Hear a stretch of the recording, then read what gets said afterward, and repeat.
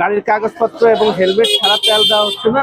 পল্লী বিদ্যুতের গাড়ি সিরিয়াল বাদে দিকটা ঢুকতেছে, আর আমরা সিরিয়াল দিয়ে দাঁড়ায় আছি, আমাদের কোনো হিসাবই নাই। আমরা তাহলে কেন দাঁড়ায় আছি? তাহলে আমরা নিজের টাকা দিয়ে গাড়ি কিনে তেলের জন্য গাড়ি চালাইতে পারতেছি না, খুব কষ্টজনক দাদা। যেহেতু গোটা বাংলাদেশের সংকট, সেক্ষেত্রে বিরক্তর কিছু নাই, ভাবে নিতে হবে।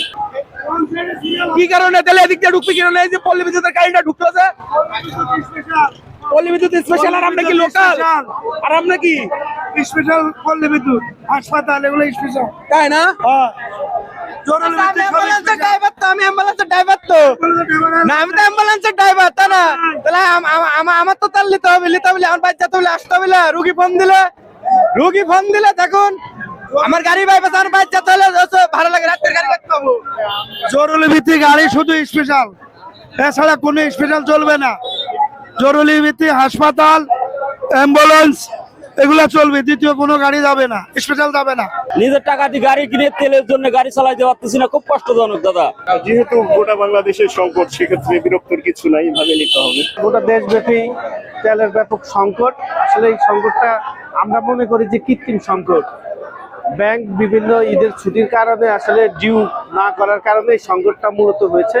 আমরা আশা করি রোববারের ভিতরে এই সমস্যার সমাধান হবে এবং আমাদের থানার বিভিন্ন নেতৃবৃন্দ যারা আছেন, ড্রাইভিং লাইসেন্স, গাড়ির কাগজপত্র এবং হেলমেট ছাড়া তেল দেওয়া হচ্ছে না, সুন্দরভাবে শৃঙ্খলা সহিত যাচ্ছে এই তেলের বিতরণ করতেছে। আমরা আশা করি যে রোববারের ভিতরে এই সমস্যার সমাধান হবে।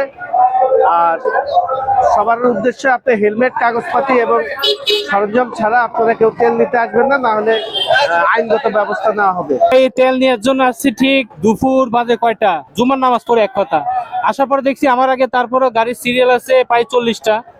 তো ক্যান্টনমেন্ট থেকে আসছি ভাই, ছুটির দিন, আমরা একদিনই পাই 7 দিনই। আমি 500 টাকা তেল পাইছি, তেল পর্যাপ্ত আছে, কিন্তু ডিসিপ্লিন ভাবে গেলে কোনো সমস্যা নাই তেলের।